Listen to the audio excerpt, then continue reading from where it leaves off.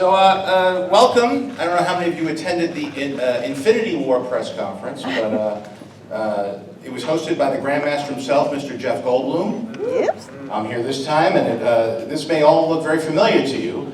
I'm happy, no pun intended, that's what it says in the card, no pun intended, to be here with you today to do the honors. I've been involved with the MCU, as most of you know, since the Marvel Universe was a screaming toddler, and now it has grown into a big, vast family, and I'm very proud. It's a bit surreal, I'm going to be honest with you.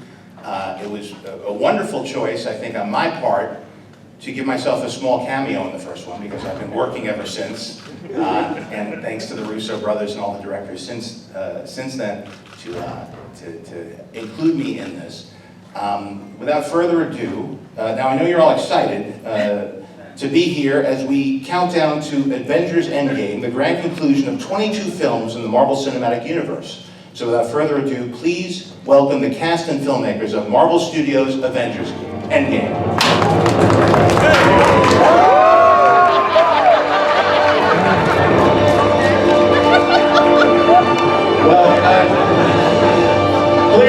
Clearly things look a little different in a post-Infinity War Marvel Cinematic Universe.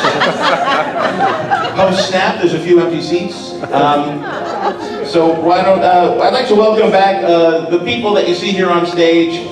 Downey, Anthony Russo, Joe Russo, Scarlett Johansson, Kevin Feige, Robert Downey Jr., Chris Hemsworth, Don Cheadle, and Mark Ruffalo. Here they are, and you got Mark and Don. You feel so far away in the back row. Why don't you help fill in some of the seats up front? Come on, I can't hear you. What? Come on, move up front and help fill in. Stay there because I have a little nosebleed. Yeah. And we are fortunate enough to have a few of the other people that survived the snap joining us today. Ladies and gentlemen, please welcome birthday boy Paul Rudd, Karen Gillan, Brie Larson, Chris Evans, and Jeremy Renner.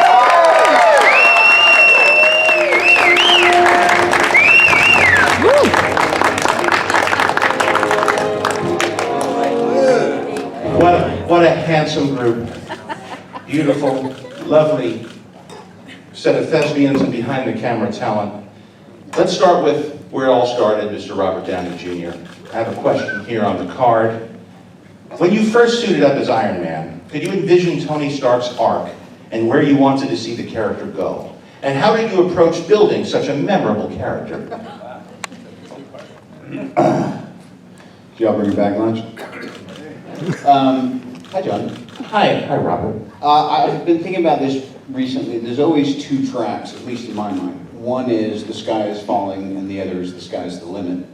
And as we had those many discussions in the high desert and shooting the film, I'm reminded now that I was talking a lot of smack, saying, "Wait till you see where this goes." But in the moment, I was just hoping day to day we were making good scenes and getting good stuff in the can, and usual gobbledygook. I just wanted to not drop the ball. And would you like the fans to call this film Avengers Endgame? Would you prefer them call it Infinity War 2, Avengers 4, or perhaps Iron Man 22? Well, was it a surprise early on that Iron Man amassed an army of devoted fans? And what do those fans mean to you today, Robert? Again, I've been just feeling like I'm kind of an oddball Manny, who I've been offered the opportunity to usher in this larger, as you were saying, family and stuff, and I look around and we are close and growing closer by the moment. So it's just great to, hi Brie. Oh, bless you. What a fun springtime you're having. It's just nice. To me, it's just the coolest relay race in the history of entertainment, for my money. So. And Relay Race is a good way to put it, because it has been a collection not just of different actors portraying superheroes, but also filmmakers carrying the torch from one film to the other, and all of it under the guidance of Mr. Kevin Feige sitting next to you. Now, 11 years ago, 11 years ago, you could not have predicted the 22 films you produced in the Marvel Cinematic Universe would be so wildly successful and popular. When did you actually begin to realize that you had something big on your hands? Well, big is relative, but it was, we hired a great director to do the first film in the MCU. And then we hired a great actor. And we had fun making that first movie, as you all recall, and it was sort of the success of it, the bar for success was pretty low. It felt high at the time, but it was not that high. It was comparative to other Marvel films that had been out in that general area, which is what we wanted to compete with. But as we were making the movie, and as we were looking at dailies, and as we were looking at effects tests coming in, we realized that this was really going to be special, and even perhaps more special than we thought. And then that opening weekend, and the response to the trailer, frankly, with you coming out at Hall H at Comic-Con for the first time, showing that trailer, there started to be a much bigger sort of wind behind our back, combined with Mr. Sam Jackson's cameo that we secretly did on that Saturday at the Playa, and then leaked the next day. And the response to that. And then people picked up that meant this interconnected universe, which everybody knew from the books, but had never been done in the movies. Right, and what makes Avengers Endgame so special that it's the most highly anticipated superhero film ever? It says it here, I didn't. A question? Yeah. What makes it so special? What is this movie in particular? Well, what's special is all the actors on this stage, all the actors who are not on this stage. And as you said earlier, the family that has come together this decade plus, and the fact that Robert said it so well in the trailer, part of the journey is the end. And about 4 or 5 years ago, we all started talking about doing something at every turn, including the first Iron Man film. We talked about, how can we do something that's never been done before? What if a superhero outs his identity at the very last shot of the movie? We can't do that. No one does that. You can't do that. What would we do next time? I don't know. Let's do it. 4 or 5 years ago, we talked about what haven't we seen in films based on comic characters. We haven't seen an ending, a definitive conclusion to an overall saga. So that is why it's called Endgame, and why I think it's very, very, very special. Anthony Russo. And by the way, both of you Russo brothers, thank you as somebody who's been involved in this journey for looking after it and allowing it to grow and finding greater potential and building it into what it is today. I know as filmmakers, we're sort of a subset of the community, along with Johnson and everybody else who's been involved. But it's really been a collective where everybody's been asking, collaborating, and we all feel that this is a bit of a relay race where we look after it, and to have both of you stick the landing like this and bring this whole saga to conclusion, all of us feel really, really grateful that you created, you reinforced this and turning it into something that's really a phenomenon. And Anthony specifically, how does the surprise ending of Avengers Infinity War affect the tone of Endgame in the aftermath of Thanos' destruction? Well, first of all, thank you for saying that, John. And secondly, Joe and I, we speak constantly about the debt we owe to you for starting this whole thing. And we both remember that moment that we sat in the theater and watched that first Iron Man for the first time. And I remember that feeling of like, I wish we were part of this, and we had no idea that years later we actually would be. So, I mean, that was an epic moment in a movie theater, so thank you for that. So the ending of Infinity War is, look, Joe and I have mentioned this before, like one of our favorite storytelling adages is write yourself into a corner. And what we take that to mean is like put yourself in a place on a narrative level where you have no idea how you could possibly move forward from here. And that's a great place, that's a very exciting place to be. And it forces you to come up with some really creative ways forward. And we've tried to do that with the endings of every single Marvel movie we've done, and perhaps never more so, of course, than Infinity War. We are very committed to the ending of that movie. We think that stories lose their meaning and relevancy and resonance unless there are real stakes. And for us, moving into this new movie, into Endgame, the story is very much about how do these characters, how do these heroes deal with loss? Resounding loss, true loss, devastating loss. That's what they've experienced in Infinity War, and that was a unique experience for all of them. and how does the person move forward from that moment? How does the hero move forward from that moment? And the way what wrote into this story is how is everybody on an individual level dealing with that experience, and then how do they collectively deal with it? And Joe, what do you want audiences to experience when they watch Avengers Endgame? I'm sorry, John, we can't talk about that. Look, this is, I think, a really unique experiment in movies. This grand mosaic. It's, I don't know, depending on how you count it up, 11 franchises that have been interwoven into one big narrative. And I think, a lot of people have invested a lot of heart and soul into the characters. And when we take these movies around the world, it's really it's heartwarming to see people come up to you and say, hey, I started watching this with my classmates when I was 10 years old. Now we're all 21 and we're all going to go see this together. Or my parents have taken me to every movie, or my grandfather's taken me to every film. And it's a real sense of community and sharing in these stories and believing in them. And I think with Endgame, we get the opportunity to finish off one of the grandest experiments in movie history. And bring it to, as Kevin said, an epic conclusion. So what we're hoping for is that people feel satisfied with the conclusion. Jeremy Renner, Hawkeye is back. How do you feel to rejoin the Avengers and take up your bow again?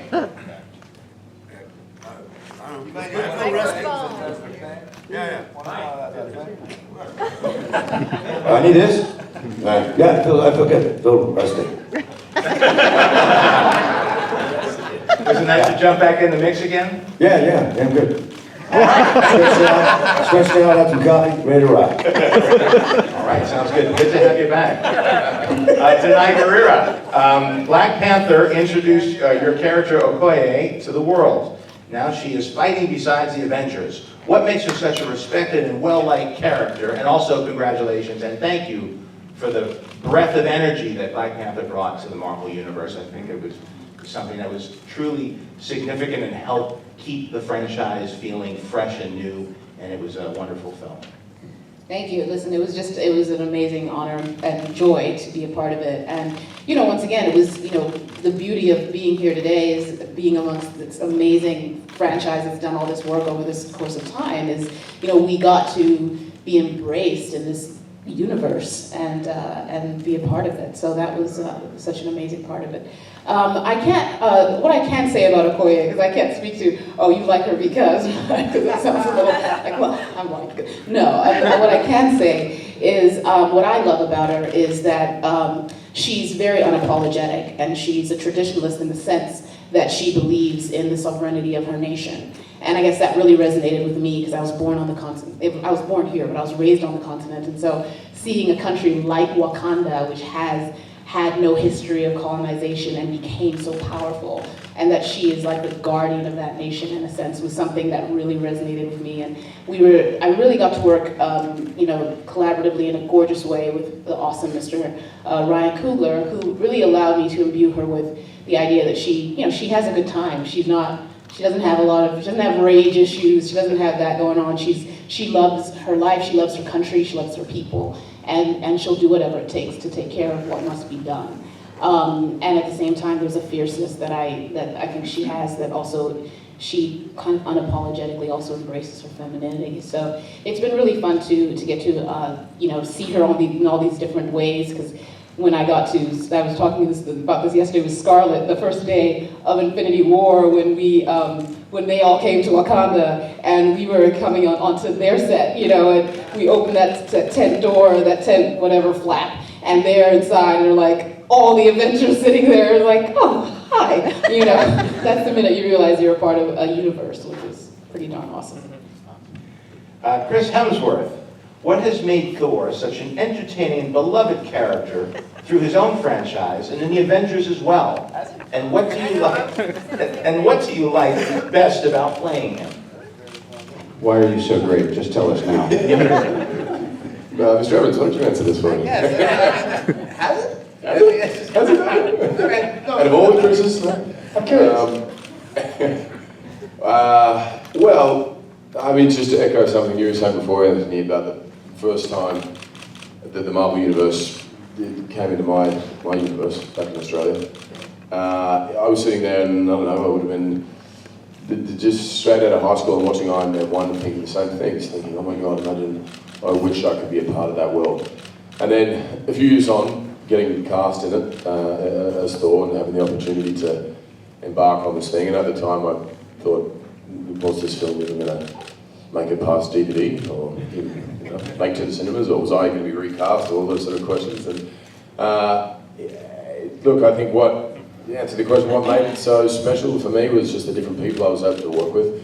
From Kenneth Branagh to that first film, was really, I sort of was completely in his hands and was basically willing to do whatever it takes and wherever he needed me to go for the character. And then through the films with each director and each different cast member, I've learned something different from. And by the time about Ragnarok I felt like I'd finally had enough sort of confidence to go, okay, well, what is it that I could possibly bring to this? And then have this great collaboration with Taika and really decide to do something different and see how we could make it unexpected and unique. And then I remember calling Joe and Anthony and saying, look, I've got this new version of Thor that we've just shot, and I want to continue that version. I don't want to do the old version. And he said, well, we've got an even newer version for you. And it was, and then as was this film here, and it's just about the people that's made it so special and I think unique each time with any of our characters is everybody you get to interact with, and the fact that we're all willing to be open to what new possibilities lie ahead of these franchises and these characters, and it's been a pretty remarkable journey. Chris Evans. Captain America is a classic hero with an unshakable moral code, and you have perfected your portrayal of him, plus shown us even more of what makes him tick. What has it meant to you to play him, and what do you like best about Captain America in this film? In this film or in general? On the card, it's this film. So please stick to the. Well, I guess I can give broad strokes. I think just the completion of the arc. But that's safe to say, right? This movie does kind of provide kind of an ending to a lot of the Judges? I'm sorry, you can't. There is a 22 film tapestry.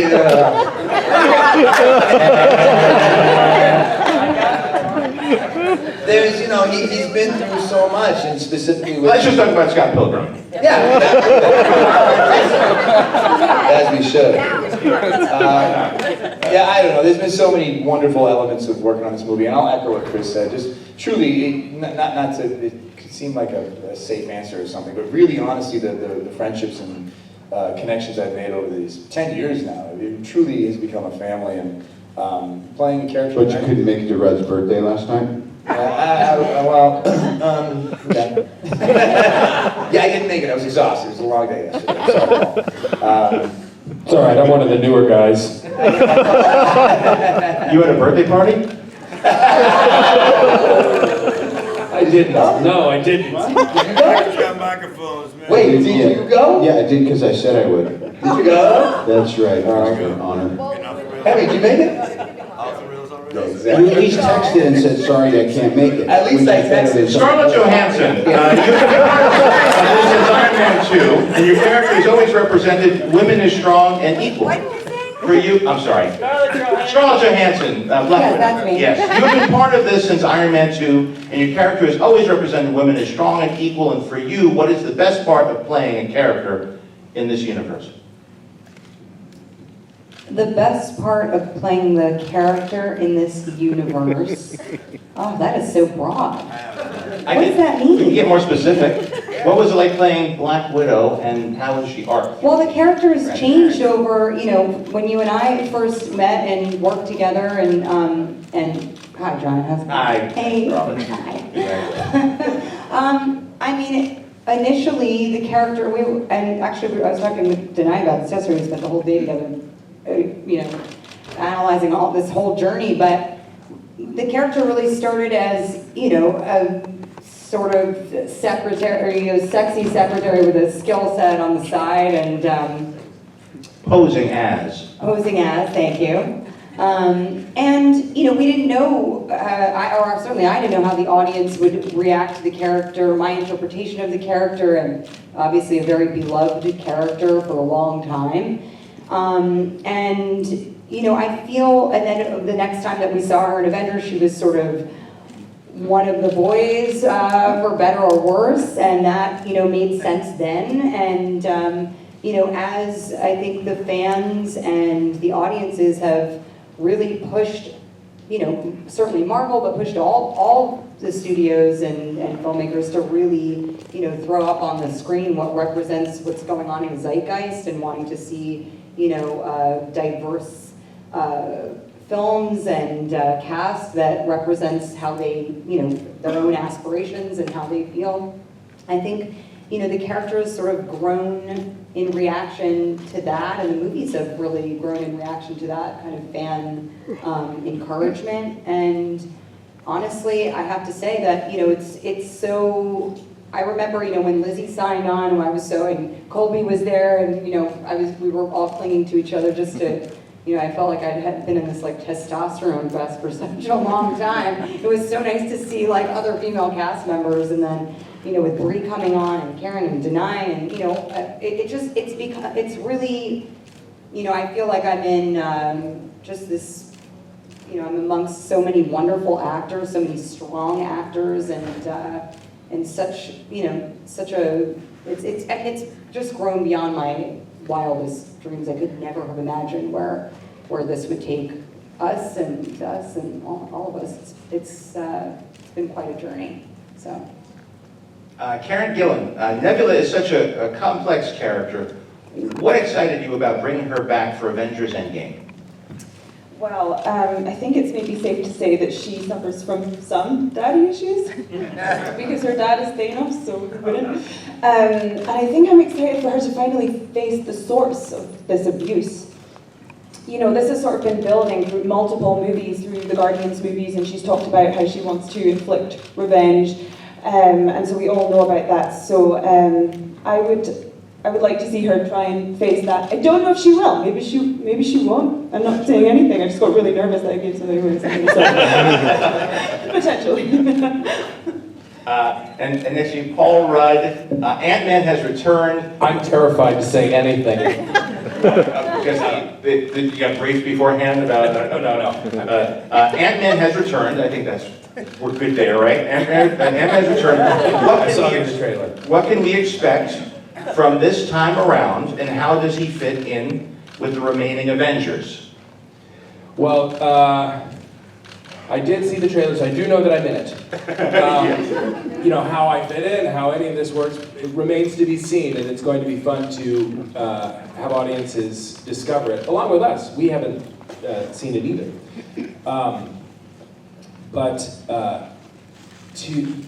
It's not part of the question, but I must say everyone is kind of echoing the same sentiment, which is this sense of like this completion, this story, but the relationships that are forged. It's a weird thing to kind of be hired in any job, and then to get to, for somebody like me, to step into it as it's already picked up speed. It's like having the Beatles say, "Come on, and jam with us for a while." It's an unreal sensation, and all the ribbing aside, because we all joke around, but tell me about what this community of actors, what's the real experience been like? It's hard to put into words, honestly. I mean, I sit and listen to Joe and Anthony speak. I've gotten to know Kevin.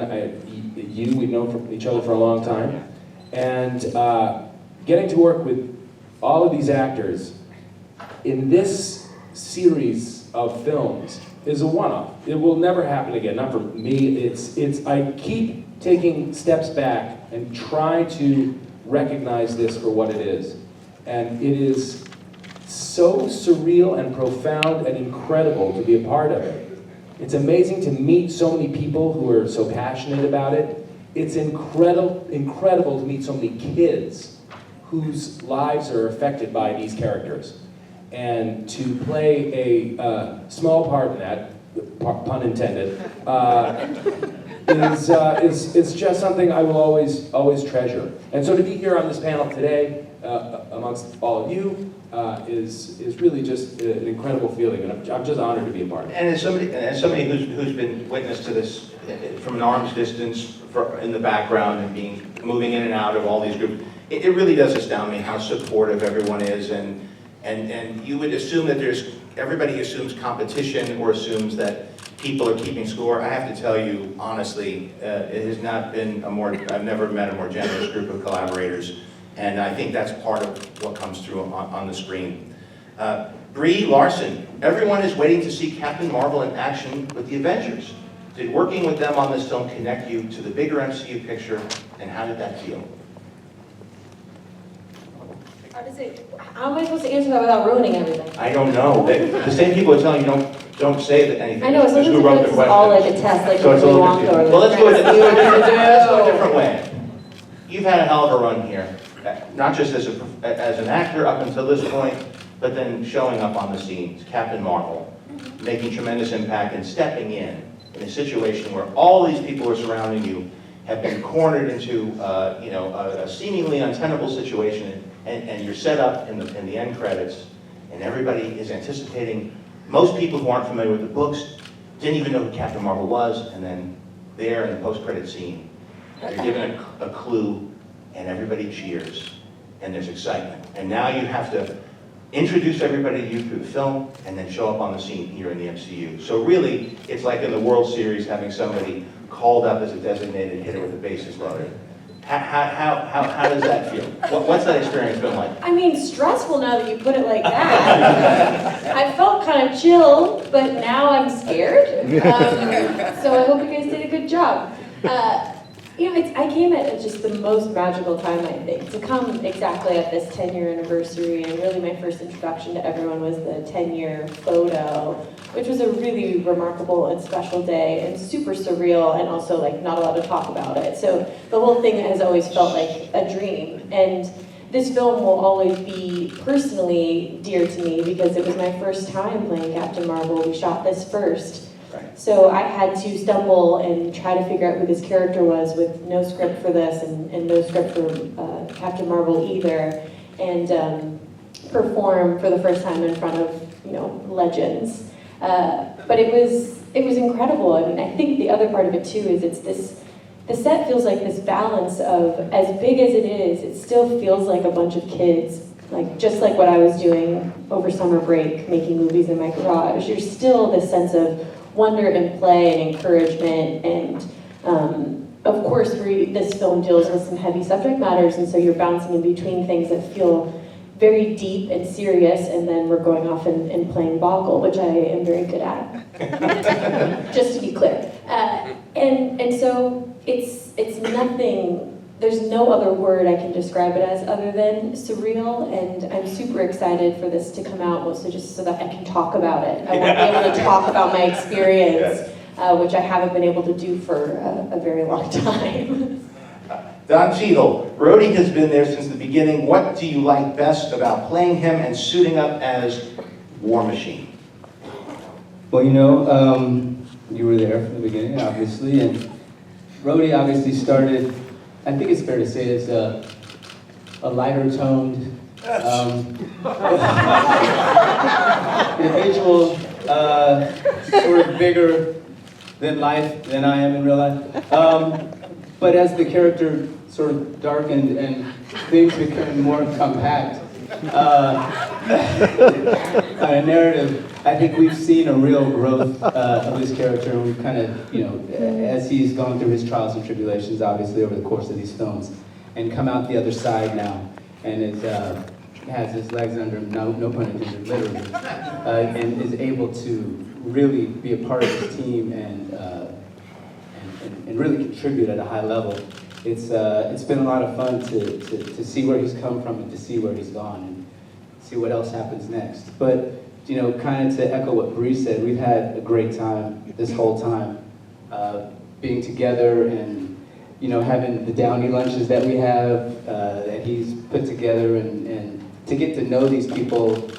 I've always known their work, but to get to know them as individuals and get to know them as people and get to be friends and to come back, to get to keep coming back to these relationships again and seeing where everybody is and people that had kids and them kids going on to college and other people having kids and relationships started ending. It's just, it's rare to have that kind of an experience over the course of 10 years with the same group of people, so it's really nice.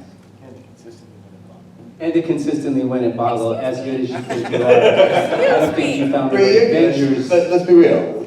You can't. Nobody can beat Don.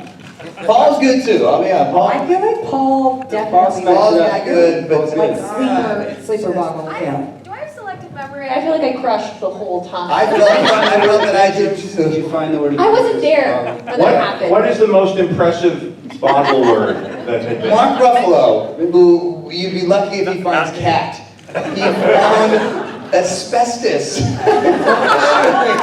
Mark, he has nothing else, but he found asbestos. That's a lot of. And it was there. What about Don? What did you? Don found, we were flying on a plane one time, and we were playing, and Don found Avengers. Really? In the bottle, like that's a good sign. That's pretty, yeah. What would you rate me as a boggle player? We rate you as not good. Tic-tac-toe. That leads us to Mark Ruffalo. Again, please pick up a microphone. This cast has met up many times now, either in part or whole. Some describe it as family. Is that how it feels to you? And why is that, or is that not the case? It doesn't feel like family to me because we all really get along well. There's not that much drama. No, it does feel like family. It's a family that you wish you had, in a way. I mean, I don't know if you could tell, but it's a little bit different press conference than the last time. It has a little bit sort of sadness to it. I mean, we're all talking about like we're dead. Oh, I loved working with these guys. It was great knowing them. You know, they're great. They were great boggle players. There's something very bittersweet about this moment, because, you know, as actors, we're like vagabonds. We kind of bounce around. We have these intense relationships, and then you don't see anybody until you get nominated for something, or you're nominated in something, and you end up in an award ceremony. What's that like? Speak for yourself.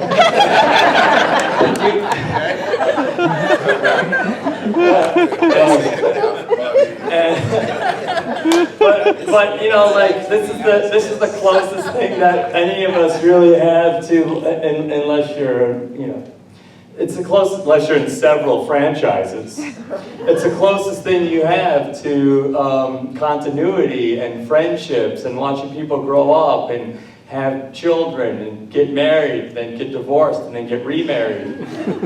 All right, well,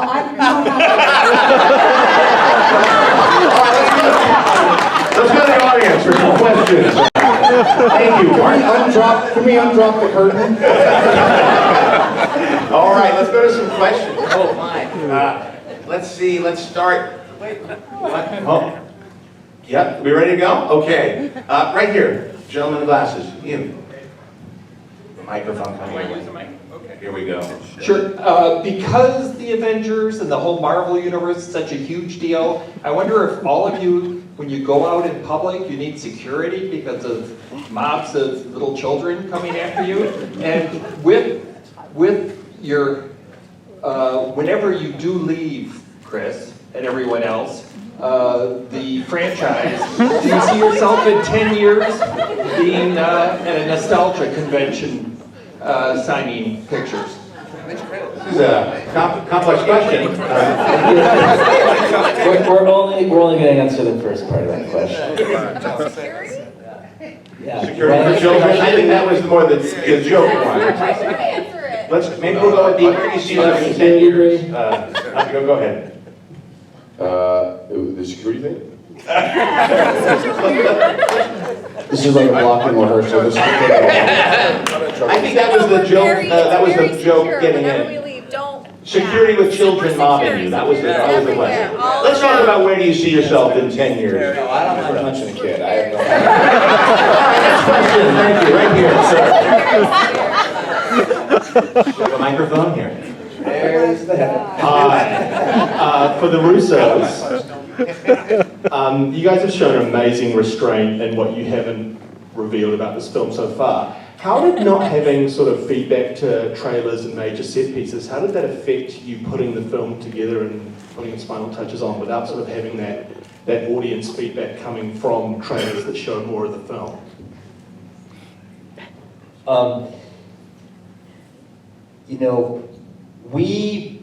Look, at the end of the day, my brother and I, we came to this material because we're fans. We grew up loving the comics.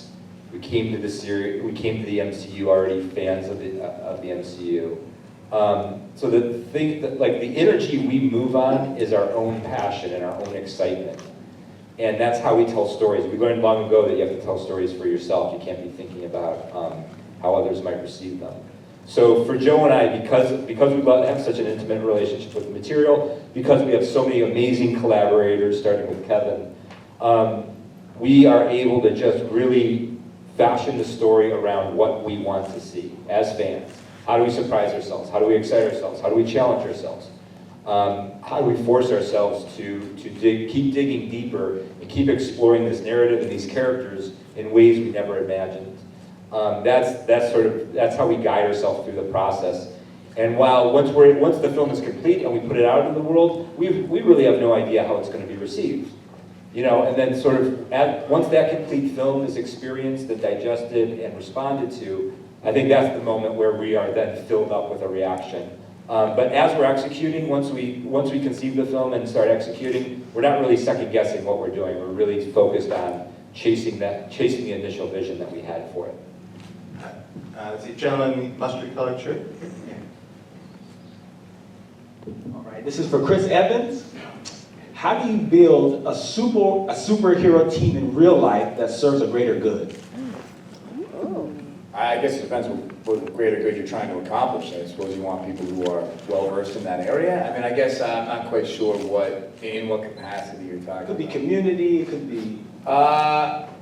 Well, I suppose you try and, galvanize like-minded thinkers and, have a common goal. I mean, these are real platitudes. I don't know if You've been spending a bunch of time in Washington lately, Evans, and I think it suits you well. What are you up to there? You fucking heard me. It's a perfect question. Because you're definitely moving in a direction of... well-informed people, and I don't know. All this from the guy who said he punches kids. Well, kids are the problem, let's be real. All right, it's gotta get punched. All right, here, Here, use mine. Oh my gosh, thank you, so kind. I would love to take a second, just with a quick show of hands, to ask the official sources to end an online debate regarding Chris Evans. I would love to know your opinion at the end. But just by a show of hands, who prefers bearded cap over clean shaven cap? I prefer bearded cap. So let's see it first. I missed Sam. Let's see it first for hands for the bearded cap. Okay, 1, 2, 3, 4, 5, 6, 7. And clean shaven cap. John, you don't get neither. I like Chris Evans with a beard with prosthesis over it. So I was asked him to come do the tag for the first Avengers. Can you explain? Can you give a little? Go back and watch that tag. He had a beard. Yeah, he had a beard. This is the shawarma scene, right? That's right. Go back and look at it. It looks like he has belt. We talk about the shawarma scene. Truly, I was in the middle of shooting Snowpiercer and I couldn't shave the beard, and they were like, "Oh, it's okay. We'll do prosthetics." I was like, Chris walks onto set with his face extended. I don't think literally, I don't think it's going to work, Josh. a billion these things. Like, it's just, What was that, Snowpiercer? Was it worth it, buddy? Seriously, Snowpiercer. yeah, I love that movie. But yeah, I just thought, why not? I mean, we're making Ruffalo green. We can't just lose this, and But we spent some hours in the chair and put prosthetics on it. It was the early days. Ridiculous. Avengers 1. So we had to do the scene with me doing that. Good. Anyone else? Let's see. The glasses, gentlemen, glasses. Right, you, the one you got. Okay, that's it. Absolute honor to be across from all of you. Obviously, with the end of Infinity War and the Thanos snap is a very emotional thing for a lot of audience members to experience that. And Robert, I've wanted to ask you this since I saw that film, and specifically just staying with Infinity War, shooting that moment with Spider-Man, having him turn to dust, and the actual acting and the emotion of that moment, just what it was like to shoot that scene specifically on that day. And for each of you, do you have a particular person who turned to dust that was the most emotional for you to watch as an actor? But Robert, for you first. Thank you for your time. Thank you.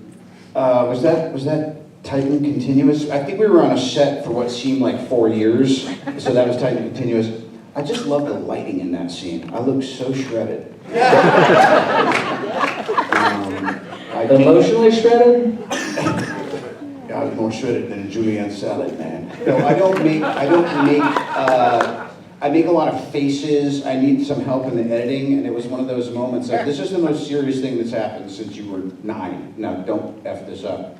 And I remember the brothers were there. I think we restaged it once or twice. Anyway, it was crazy to shoot it, but it was just another day, and then we were at lunch and doing stuff, you know, it's a movie. But then I think seeing it, and I happened to see it with this amazing kid, the Scottish kid who couldn't go to a theater, so I saw it with him, and his reaction really, like, effed me up. So I think what a lot of us are looking forward to is, like Kevin always says, it's that surprise and delight experience with Endgame, but it's one of those things where you go like, wow, I think we just made a pretty serious choice here. And but I think audiences like that. I think audiences are so smart and now so they require to not be fed the same drivel as even 20 minutes ago. It's like we need novelty, and I think that what the Russos and Kevin have been able to do is provide that in spades. Thank you. Let's see. You're picking somebody? You got somebody that you want to give the mic to? Hi there. Hi, Paul. This is for the Russos. If you have to define this movie with one single word, what the word would be? One word, guys. You want to? Do you have one? Do you want to You're put conference taking before you Dad's come up? long out of my mind now. Which one? That doesn't sound right. I would. You want us to come back to you after the next question? Yeah, we'll work at it. Always go with your first choice. Joe and I are going to sidebar on this. Okay, do a sidebar. We'll come back to you though. Yeah, let's say powerful, and then we're done with the question. Sir, you? Yeah, you're the one looking over your shoulder. I was getting pointed at as a young girl. Sorry. This young gentleman. Hi, this question is for Chris Evans. So in the past few films like Civil War and Infinity War, now Endgame, you see your character being able to interact with different characters. And because you're Captain America, you always have this tendency to be a leader and be a captain. How does that change or maintain continuity as you meet other characters like Captain Marvel or Black Panther, who are both leaders in their own way? Sure, I think he tends to lean on those people who are of like mind and nature, who kind of are intrinsically selfless. I mean, all the heroes up here have their baked in the cake flaws, and I think a lot of that makes for really good conflict and storytelling. That's why my favorite stuff in this arc has been my stuff with Downey, because we are such a dichotomy between how we approach things, but at the end of the day, our hearts are both in the right places. But provides a lot of great friction. But introducing characters like Captain Marvel and like Black Panther, people who also kind of align very similarly to Cap's nature, I think it creates a nice, it reinforces Cap's sense of purpose and home. It's an environment that it feels more natural for him. So I think it's nice to see the certain pockets where he feels at peace and the certain pockets where he feels, his buttons might be getting pushed.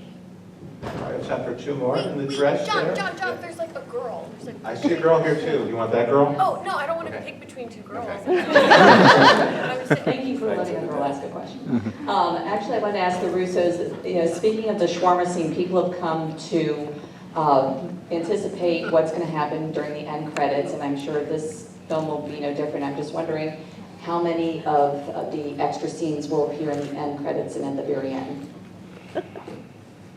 Unfortunately, we can't answer that question. However, I did think of a word. I think I came up with a word. Partial credit. Cathartic. Cathartic. Thank you. Bree, would you like to call something? Yeah, I do. And I'm sorry we couldn't answer that question, but we just, Oh, right here. we don't want to give any context away. Here we go. This question is for Anthony and Joe. So I'm 12 years old and I often make short films with my friends. I aspire to be a director when I grow up. What skills do you think it takes to direct an amazing movie like Avengers Endgame?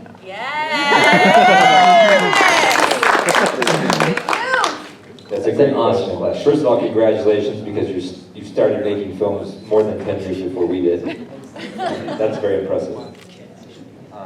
I think, you know what, we love your initiative, and I think that that's really, when anybody asks us about getting started, it's doing what you're doing. It's picking up a camera and shooting. You know, iPhones now you can, Steven Soderbergh just shot an entire movie on an iPhone, and you have free distribution on YouTube, and you can put things out there. We, discovered Donald Glover for Community on YouTube, so it's much easier now, I think, for people's voices to be heard and seen than it was when we started, and you had to go out and get a camera and buy a really expensive film and figure out how to get it developed. And so I think, find a story that you want to tell, be really passionate about it, care about it, and then go out and tell that story. And I think that's really the secret to being a successful filmmaker. Please join me in thanking the cast and filmmakers of Avengers Endgame.